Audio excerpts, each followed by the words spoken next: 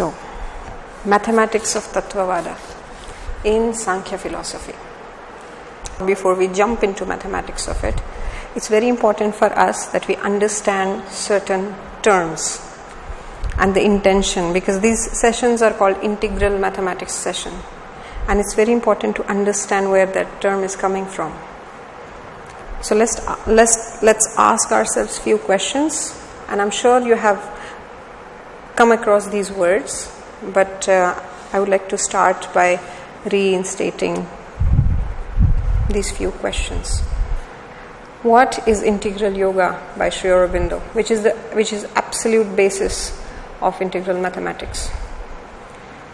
So basically, integral yoga acknowledges the value of cosmic existence, seeing it as a genuine reality. That means a reality without any delusion.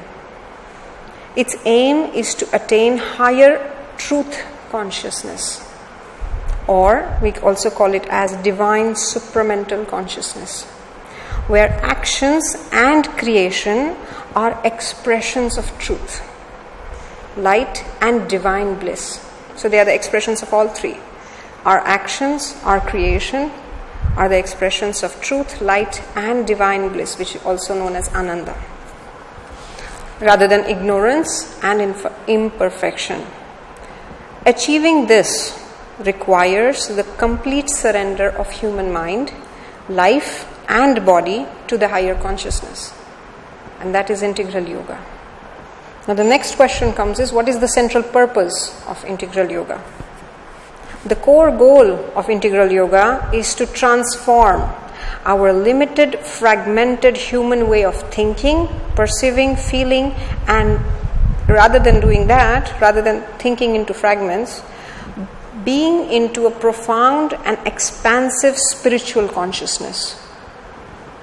This involves integrating inner and outer existence, leading to the evolution of ordinary human living into a divine way of life.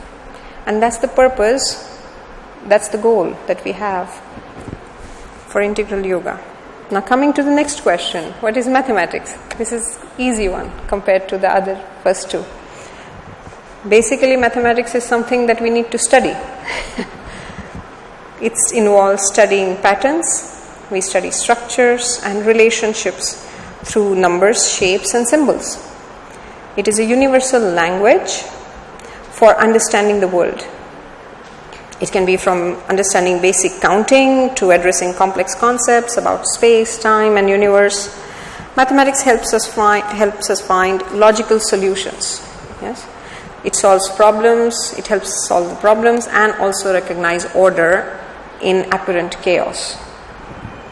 As such, mathematics is a foundational aspect of existence.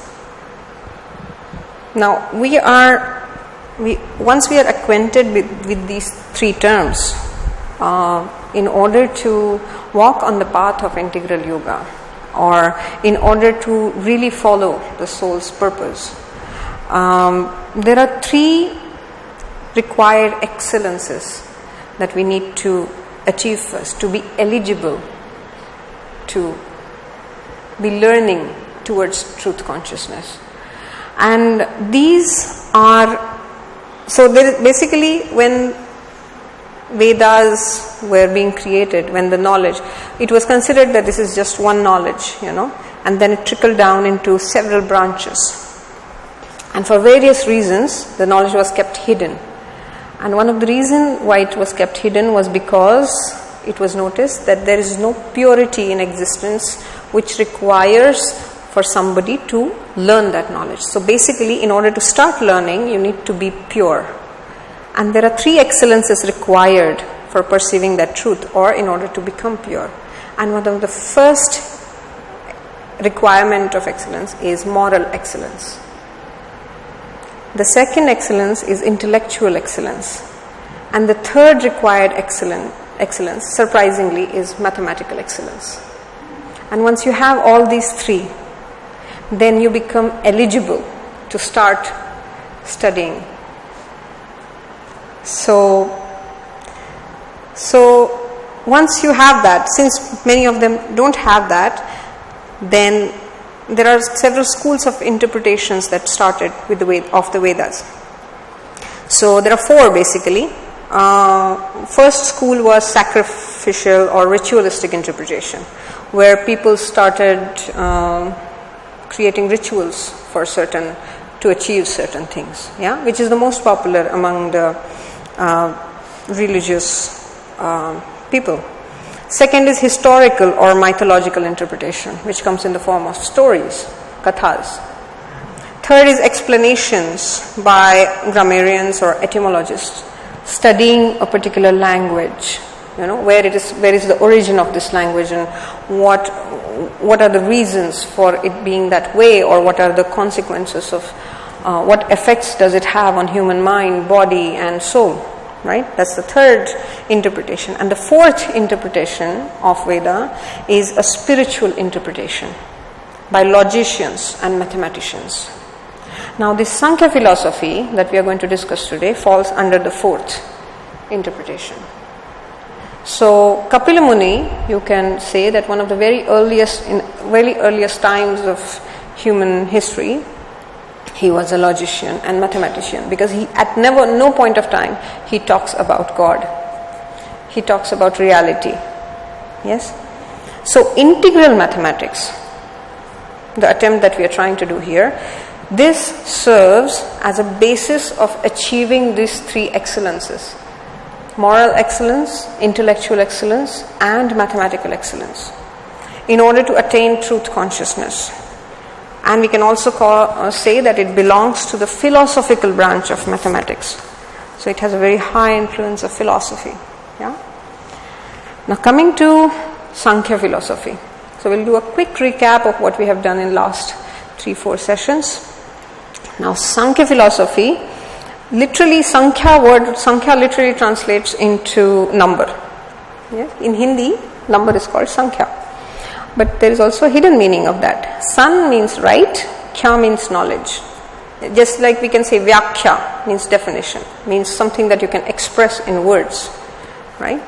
Just like that, Sankhya is a right knowledge that is in existence. In Sankhya philosophy, Kapila Muni only enumerates the objects of existence. He doesn't talk about the possible combinations that happens out of those entities that are produced, right? It talks about Sat, something that remains, that cannot be further eliminated, which is real. That's why the term reality. Yes, but it also brings forth the dualistic nature of realism, because reality can also have two versions or faces of it. Very interesting. So then let's move quickly to what is Tattvavada then. What does Tattvavada means? So in Vedanta philosophy, there are two concepts. One is Advaita and one is Dvaita. Advaita believes in, basically it's non-dualistic. They don't believe in duality. They don't believe there is an element of God that is present there. So, but Dvaita, it accepts the dualistic nature of reality. So Tattvavada, literally, the literal translation of the word Tattvavada is argument from a realistic viewpoint. But in Sankhya philosophy, it can loosely be translated or understood as Satkaryavad. It is a theory of causation.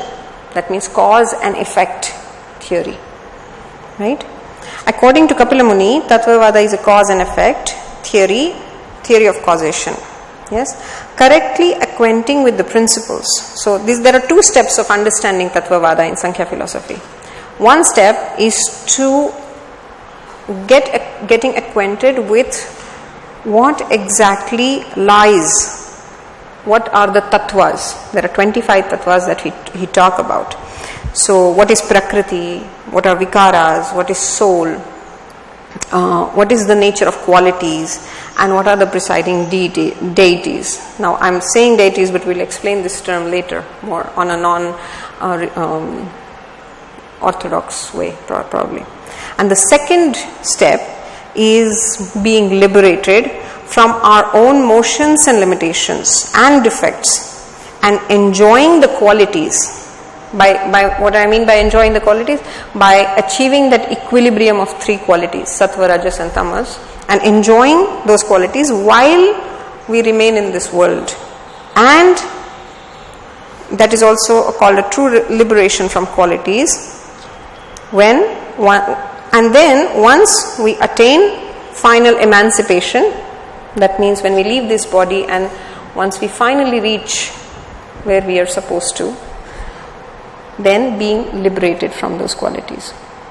So that is Tattvavada. We will talk about it more in detail, but just want to give you the glimpses of what is. So let's have a small questionnaire.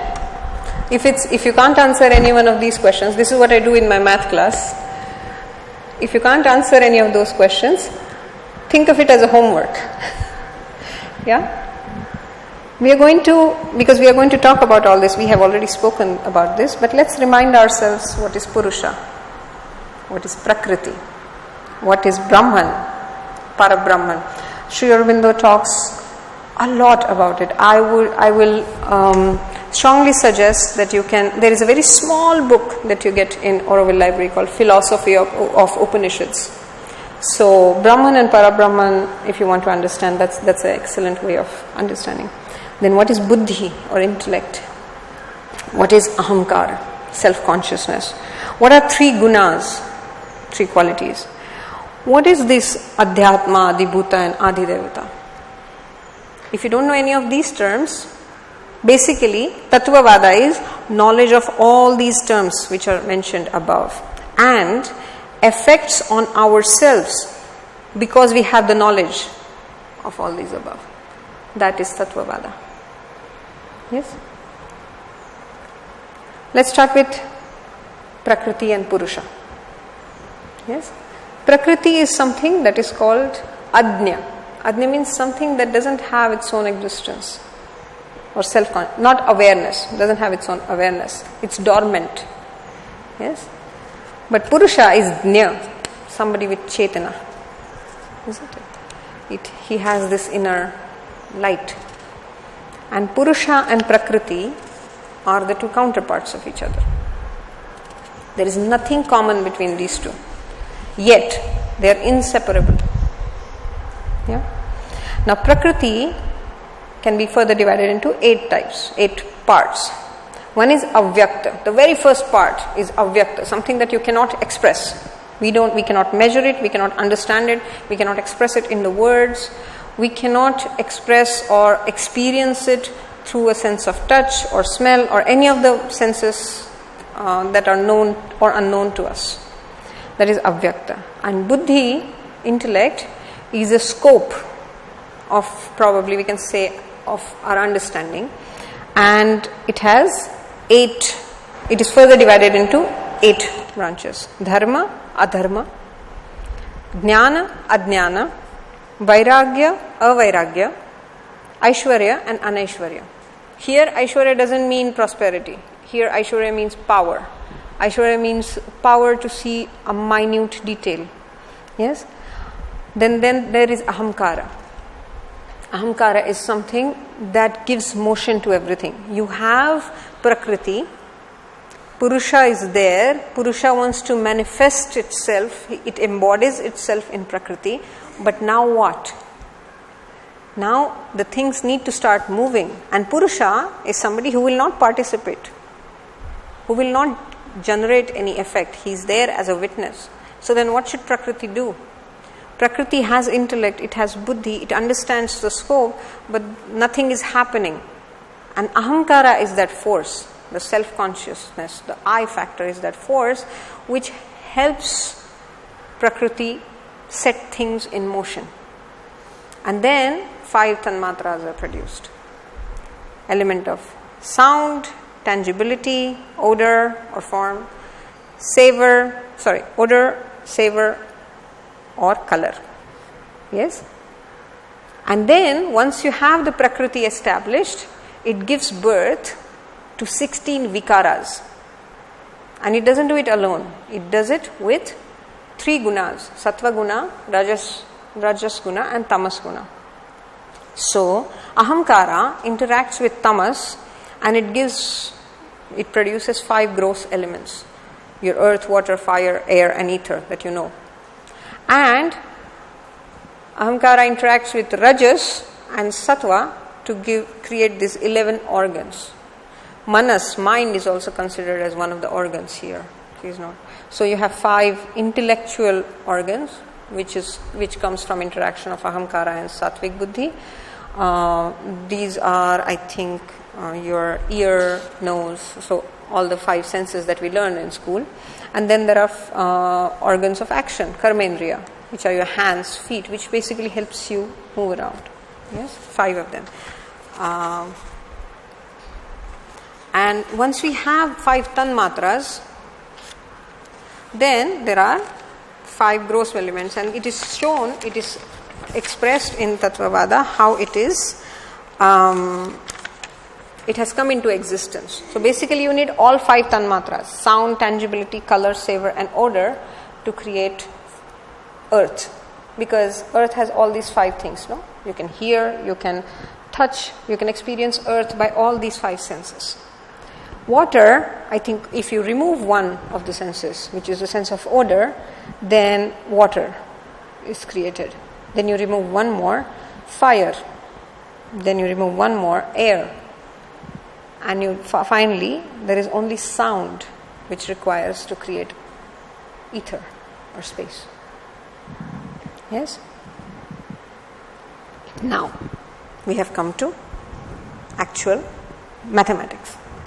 So let's talk about these 3 gunas, Sattva guna, Rajas guna and Tamas guna a bit. Because these are basically the main criteria. These 3 gunas are always acting behind the curtain. You know? Before everything started, all these gunas were in equilibrium. Yes? And there was this small desire to experience, and that created a Prakriti Spandana. That's the first Prakriti Spandana, which set these 3 gunas which were in equilibrium, which released itself from a dormanted state. And one of the first gunas that came into awareness was Rajas. You know, it's the quality of restlessness. And then it started waking up other 2 gunas, Sattva and Tamas. And the world was created as we know today. Yes? But these 3 gunas, if you want to understand it mathematically, one of the simplest ways of understanding is our 3-dimensional Cartesian plane. Isn't it? Because I feel that as a human being at this point of time, I think we truly understand only up to number 3. 0, 1, 2 and 3. We know all the other numbers, we know we can create infinity and everything, but we truly understand only up to number 3. Now 0 we understand because we understand nothingness, we understand absence of something. We understand 1 because we understand singularity, we understand linearity. It's quite easy for us to understand linearity compared to non-linearity, isn't it? The simplest example is primary colors. Right? We kind of we understand duality. We understand opposites of each other. We also understand union of 2. Right? We also understand binary colors. That means if we mix red and blue, we get purple. You know.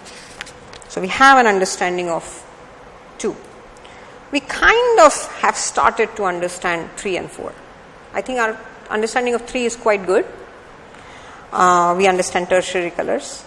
But we are capable of expressing everything in 3. Past, present, future. There is no 4th here. Yes, before and now, after. Isn't it? Or even in colors, we know infrared, ultraviolet and our visible spectrum. Yes? Have we never thought of anything beyond these three? Right? Yet. So if we understand these three gunas in a Cartesian plane, think of an organism in this space. Right? Now, if that organism is under the influence of tamas guna, if tamas is dominant in that organism will not move. It's an inertia. Tamas represents inertia. It will stay where it is. Yeah? Non-movement is the quality of tamas. But rajas will move it either in up direction or down direction or, anywhere but away from the center. So rajas is the movement. It causes the movement away from the center. Sattva guna, however, is opposite of rajas guna. It will nullify it and it will bring you towards the center. Now this center is a very important entity. If somebody is interested in Vedic geometry, this center is basically revealing. It's like a flower. Have you ever wondered about how 4 dimensions and 5 dimensions and 6 dimensions are? Where do they start? Where does third dimension end? And where does fourth starts? Now, if we see, whenever we imagine, see now here 3D view. So we are looking from the top like a bird's eye view we have so we understand this 3D view, right? But if you really want to go to an extra dimension, you don't have to go farther. You have to go as close as possible to the origin. And when you manage to reach that 0, then you will realize that within that 0, a new dimension is hidden. In Veda, we call it Brahma. Because Brahma has 4 heads, it has 2 eyes, and it's absolutely expressed as a 4th dimension entity. So Brahma is not a god. Brahma is the 4th dimension. Shiva is 5th and Vishnu is 6th.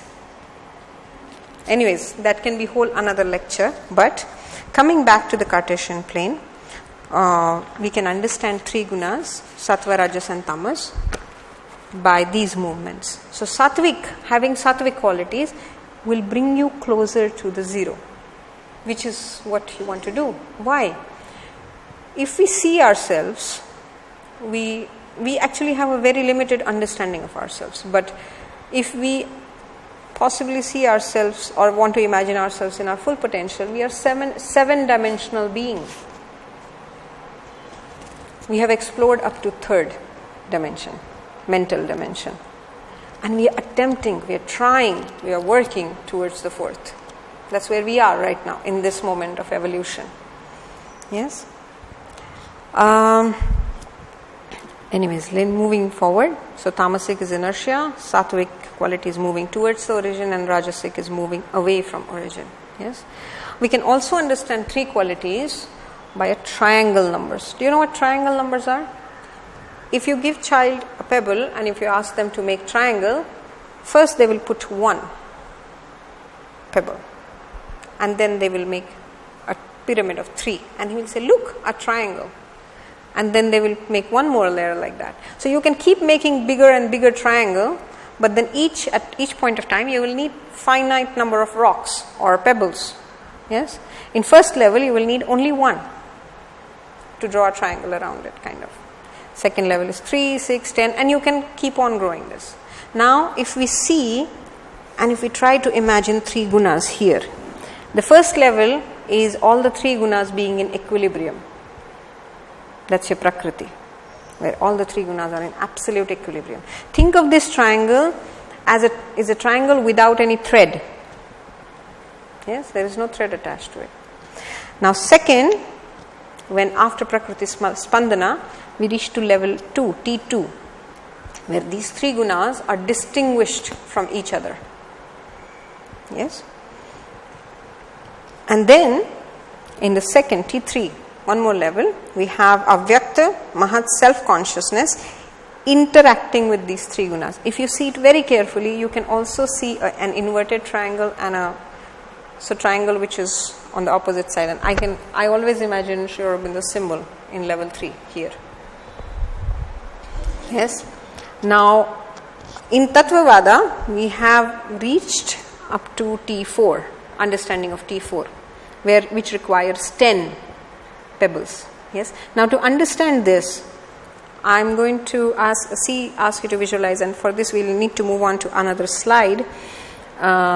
Basically, 3 corners are 3 gunas, and you see a flower inside. Are you able to see it?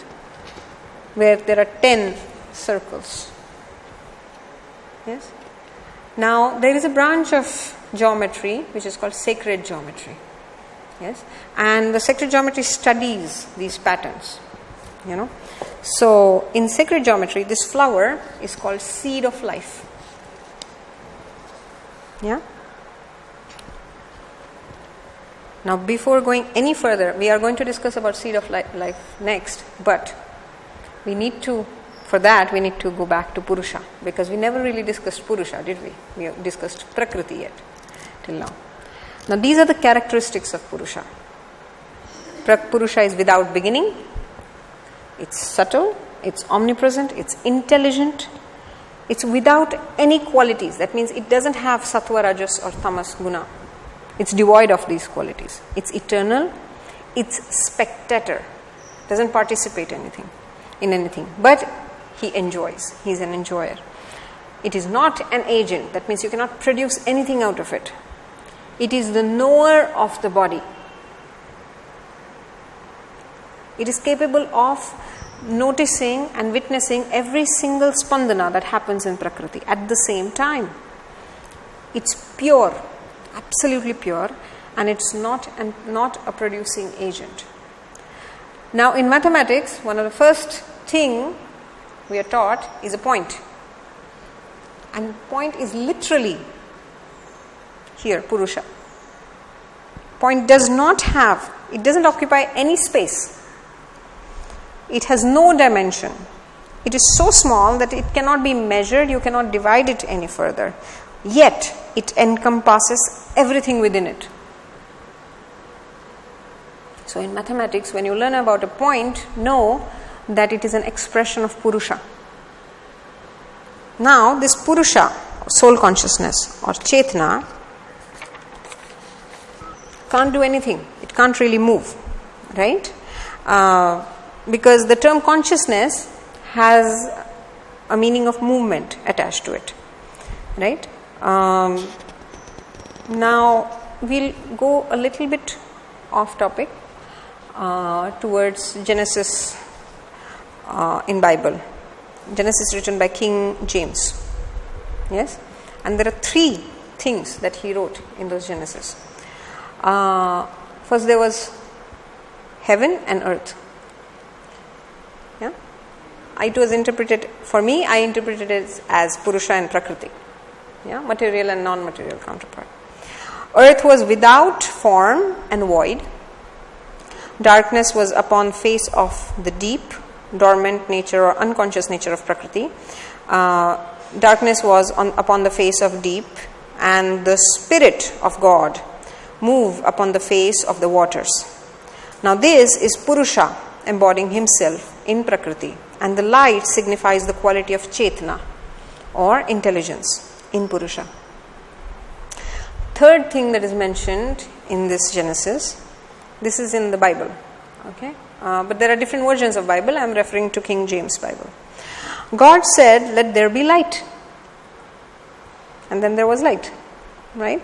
Now this is divine's desire to experience bliss, which started probably Prakriti Spandana. Isn't it? Why we are talking about this? Because from scientific point of view, it is impossible to create movement in a void. If you are in a space and if you are running, are you really running? You're not. You cannot go anywhere or fall or rotate. In order to move, you need something in relation to move to. And that's when Mahat. And that is the reason why Mahat was created. Now Mahat can be understood as a periphery of the circle here, a boundary. Yes, intellect. But how will you reach that intellect? How you will start using that space? Purusha is non-participant. So you need self-consciousness. You need ahamkara. I interpret it as the radius, because radius or diameter is the element that connects the center with the intellect, and it moves. And then there is the element of occupying the whole space or witness. Point is there, and it is there, and it witnessing the whole circle. Isn't it? Now, since Purusha is seedless, he cannot give rise to anything or participate, but only witness. Hence the creation of Mahat self-consciousness. Now, once you have those boundaries, you have created that, now the Purusha can start experiencing. So it starts experiencing at the periphery, where there is a limit of buddhi, within the periphery of the intellect. Right? And then it's time to expand the intellect. And that's where we get the second shape or circle in our geometry. Now these two circles are interconnected with the centers. That means the first circle here, the center point moves to the perimeter of the circle, and that becomes the center of the next circle. Right? And that gives rise to a term called Vesica Pisces. And you see that union section in the middle? That signifies as this is the geometric image through which light is created or perceived. If you see the shape of our eyes, it's in Vesica Pisces. Then we move on further, and we create a third circle. So we basically go at the intersection of two circles over here, and that becomes the center of the third circle. And that is also known as Holy Trinity. That's a very popular symbol for Holy Trinity, isn't it?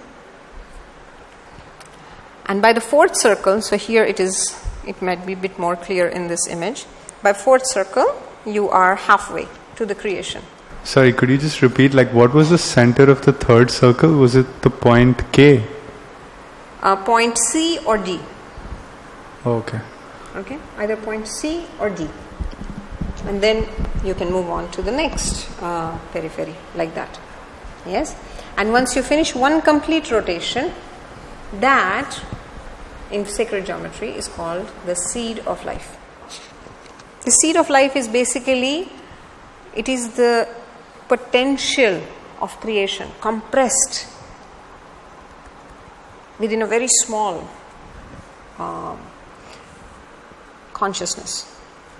And now the consciousness has been set in motion, and now is going for its second rotation. Once we go for the second rotation, that means we start creating outer circles here. Yes, so here, each intersection that you see, that will create more circles. Yes, and then you will have two shapes actually. Both are called egg of life. This is a mistake here. It's not a flower of life, but this is the same shape imagined in 2D and 3-dimensional. So 2-dimensional and 3-dimensional. It is called a flower of life. Flower of life. I'm so sorry. My bad. Egg of life. So this is basically signifies life and death. Signifies the entire existence, and that existence depends upon this egg. If you see a woman's womb or the cells in her body when she's expecting a child, this is you will get in a sonogram, the egg of life. Yeah. Then we move on to the third layer, and that is your flower of life. It has 19 circles in it. Flower of life. Flower of life is everywhere. You will see it in temples, you will see it in everywhere around the world. These are carved in very ancient places. Flower of life. Now what is this flower of life? There is immense information hidden in this. We can have just 1 hour lecture only on flower of life, because there is so much that we can talk about. It's really important, it's sacred, and our ancestors it is known that we have kept it a secret or sacred at that time for a reason. And when we move on like that, we keep getting these curved spheres. So these are the feminine shapes, curved lines. So these are formless, and it also signifies emotions. But if you take the center of each circle and if you start connecting it in the straight lines, yes, if you connect the center, then that is the masculine energy. Yes, and if we do that, we get a structure something like this. The first image, it's called Metatron's cube. Yes, and then few more shapes just from the flower of life. We get tetrahedron, we get hexahedron, octahedron, dodecahedron, and isosahedron. All these shapes are enclosed within this geometrical formation, which is called flower of life. Yes, this Metatron's cube is referred as fabric of reality in sacred geometry. Now, in mathematical terms, these shapes that you see after Metatron's cube, they have a specific name. Now, there are two very important mathematicians, and one was a mathematician, known as a mathematician, second was known as a philosopher. Pythagoras and Plato, if I am pronouncing it right. So, Pythagoras was aware of these geometric shapes, but it was Plato who kind of absolutely decoded the actual geometry of these shapes. That's why they are called Platonic solids. Platonic solids are studied, and it's a topic of interest among mathematicians. So Plato once said that geometry will draw the soul towards the truth and create the spirit of philosophy. Yeah. Now, there are 5 Platonic solids, and these are very interesting shapes because each one of them you can encompass in a sphere. They all have same faces, same area of each face is exactly same. The length of the sides is same, and also the angle at each corner is exactly same. That's what Platonic solid is, right? Very interesting shape. Now, if you put a sphere around it, all these corners will touch the sphere. Yes. Now, these 5 Platonic solids, tetrahedron, cube, octahedron, isosahedron, and dodecahedron, they are directly related to our 5 gross elements.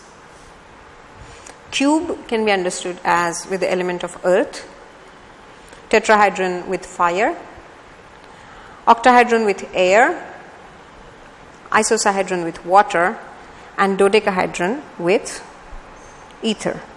So cube, I'm going in this order. So cube, earth, tetrahedron fire, octahedron air, isosahedron water, and finally dodecahedron ether. Also looks like rings of Olympics, no? Very interesting.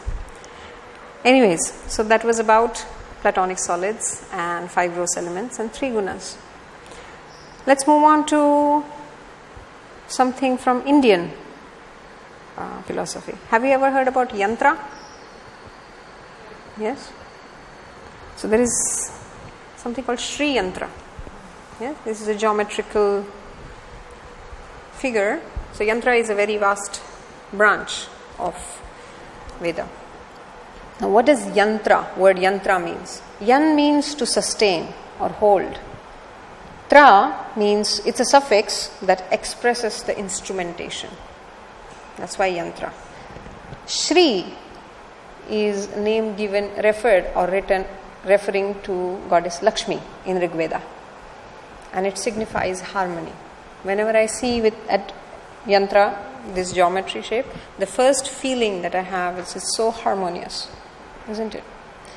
But if you see, if we decode the meaning of this whole assembly, then we'll see that in order to create, we needed to, the Purusha bounded itself with time and space, isn't it?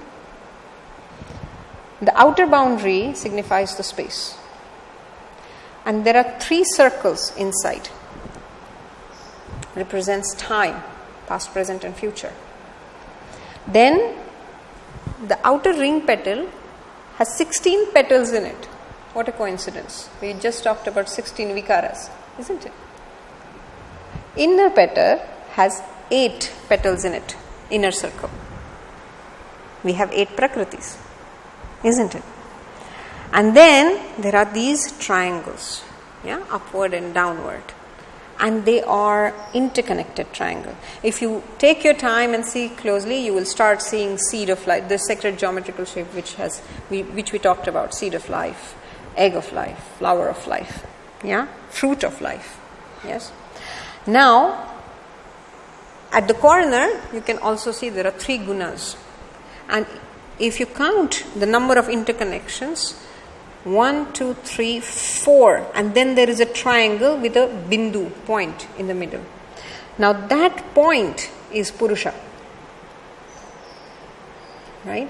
And this assembly of the triangles in 4 different layers signifies the equilibrium, inner equilibrium in different parts of being. Sri Aurobindo talks about physical being, vital being, mental being and psychic being.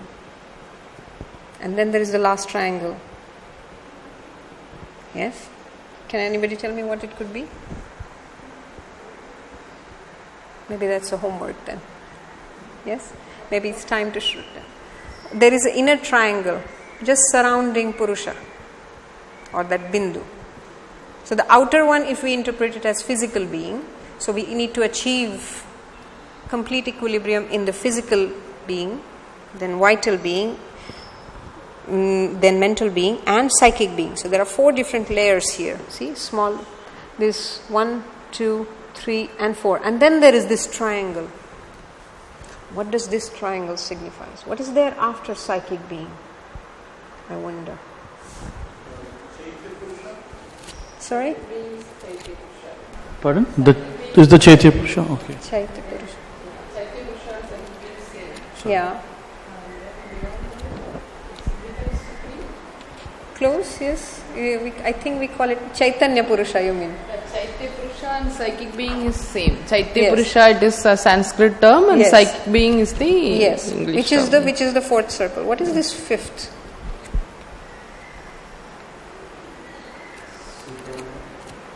I don't know. This is not a test. Maybe, why don't we revisit Sri Aurobindo and figure out what that triangle is? Yeah? So that is a bit about Sri Yantra. Now let's try to understand. So till now, I'll just quickly go back to the slides here. So we talked about Purusha, we talked about Prakriti. We yet did not talk about Brahman and Parabrahman. Yes? There is a reason for that, because I am still in a process of understanding it fully myself. So maybe we can attempt to understand it together in the next time and space. But we talked about intellect, we talked about ahamkara, we talked about gunas. What is this adhyatma, adibhuta and adidevata? That is what we will attempt to understand now. Yes? Let's start with Bhagavad Gita. In the 3rd adhyaya of Bhagavad Gita, Shri Krishna says, Devana bhavayatanena te devaha bhavayantuvaha. It means that the purpose behind we creating and worshipping divine entity is so that the divine entity reflects that action back on our own self, thereby raising us towards truth consciousness. So we are not here to please gods. We are here and they exist as a supporter Yes, they are reflections of our own self, our own being. That's the true meaning of deity means. And in the last session, we talked about Adhyatma, what is Adi Bhuta, what is Adi Devata. So I'll give you one example here. For example, Chakshu, eyes. Yes. Now, what is the Adhyatma? What is the Adhyatma of Chakshu? They can see, right? They are there to see. What is the province? What is Adi Bhuta? They are here to see whatever there is to be seen, isn't it? And what is Adi Devata for Chakshu? What is the divine entity or deity that is dedicated to Chakshu? Sun. To simply understand it, we see things in light, right? Without light, we fail to see things despite their existence, isn't it? And I'm not talking about literal. This sentence goes much more deeper than that. And sun is the supporter. That's why we have these shlokas which we practice in schools. Asatoma sadgamaya, tamasoma jyotirgamaya, mrityorma amrutam gamaya. Om bhur bhuvasvaha tasya viturvarenyam bhargo devasya dhimahi dhiyo yonah prachodayat. Yes?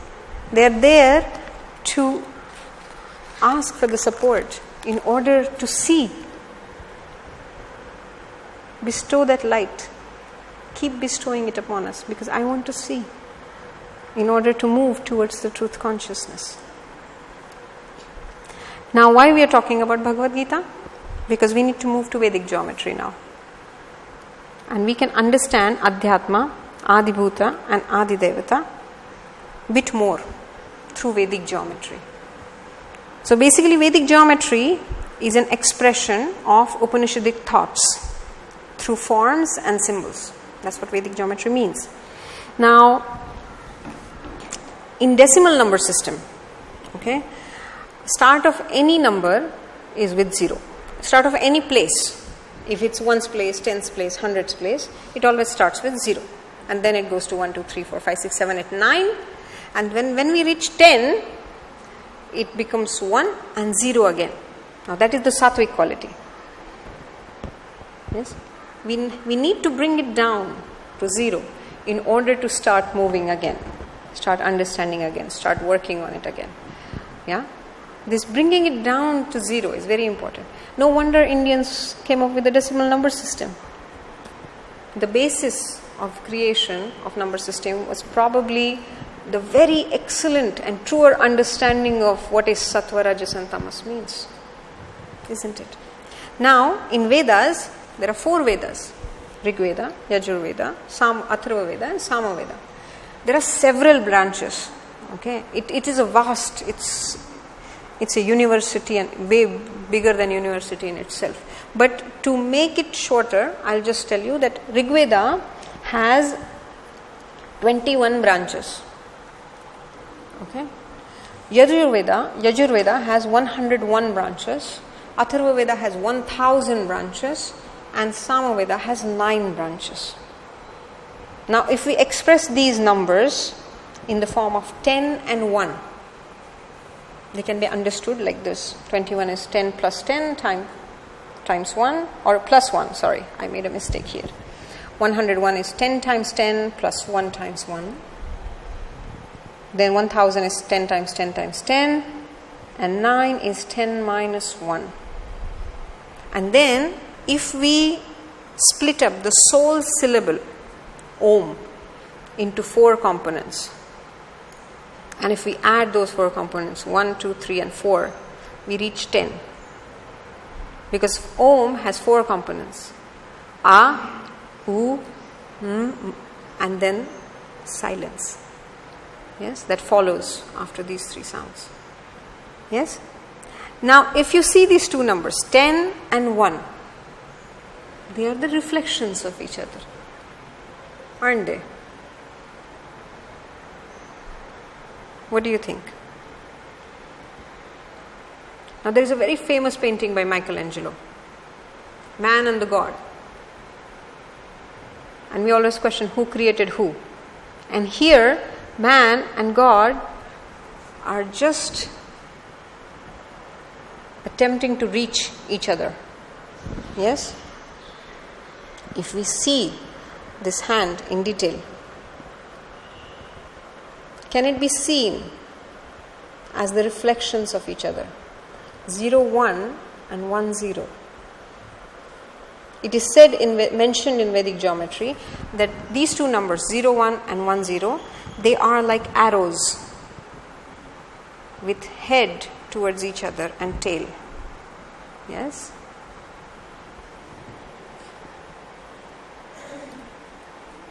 The whole existence of how we should be reaching towards the truth consciousness, and to make us aware that there is a divine entity dedicated for each one of your province, is concealed from number 0 to 10, or 1 to 10, if we must say. Isn't it? So I think that's all I wanted to express today. It's so vast, each one of these topics, whether you take sacred geometry, whether you take Vedic geometry, whether you take any of the number systems or triangle numbers. We never even talked about Pascal triangle. We never talked about derivatives. So there is so much more to cover, but this is just a glimpse of understanding, starting to understand the mathematics that is there in Tattvavada. Right? We can move on to questions, or before we move on to questions, have you read Savitri? Have you started or in the process of reading Savitri? Anyone? Yes? So I would like to end today's presentation, my side of talking, with starting to read Savitri. Yes? Would you like to have books, or would you like to read on the screen? I would prefer if we read in our mind, on our own. I think that's the best way to experience this. Try to read it with the understanding that we have now. Yes? Shall I go? If any one of you want books, tell me, I can. Okay. Let's take our time.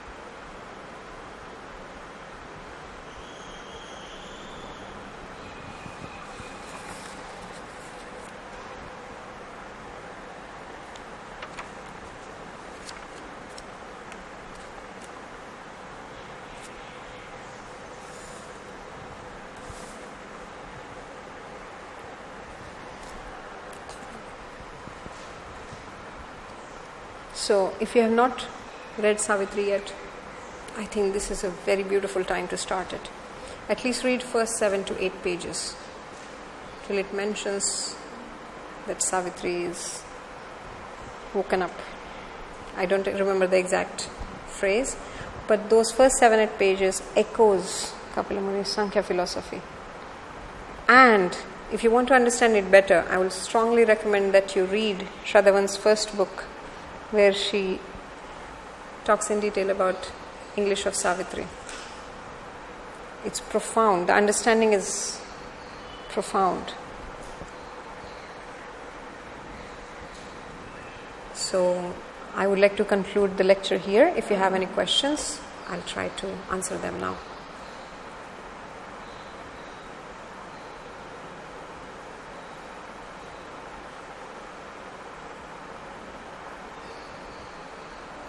Sure, Suresh.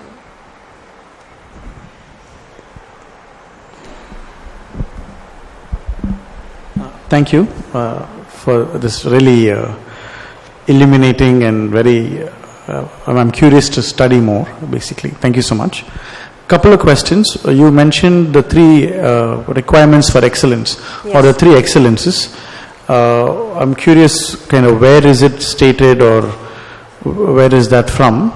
I think you mentioned moral excellence, intellectual rigor, moral rigor, and mathematical rigor in a sense. So, is it from Sri Aurobindo or some other source? But I'm curious to study that, if it's listed somewhere. I never really came across the literature where it's specifically listed. Okay. But there is a very famous, not by famous, by I mean that very profound astrologer. Astrologer, okay. His name is Dr. Rao. I think he's over 92 years old. And I heard from him that there is a requirement. You can't just get up and study astrology or Vedas, because I want to. First, you really need to purify yourself. But on which basis? How do you purify yourself? By achieving these 3 excellences. You have to be morally excellent. In Sanskrit Bhasha, we talked about everybody becoming Ganaka. It's very prestigious if somebody calls you Ganaka, and there are certain set of things that you need to master before you become Ganaka, and there are a lot of stories around it. Like for a simple example, that if you want to marry a princess, so you're in the Swayamvara, then one of the requirement was that you need to be excellent Ganaka. Apart from the other 2 excellences. So basically, you should, when you say that I have done Ved Adhyayan, that means first you have achieved these 3 excellences, and then you have studied Vedas. Super. My last question was around Sankhya itself. Now, what you presented, is it somewhere that we can study this further, or is it largely something that you worked on, or have you written something that we can study, basically? There is definitely a book that I refer. It's the easier version. There is also a Hindi translation available in the archives, like on the internet archives, for Sankhya philosophy. But that will be in Hindi? That will be in Hindi. But if you want to have it in English, if you leave your email ID, I can forward you the PDF. I think it's nice. It's a good starting point. Excellent. It's easy to understand. Okay. Thank you. Thank you.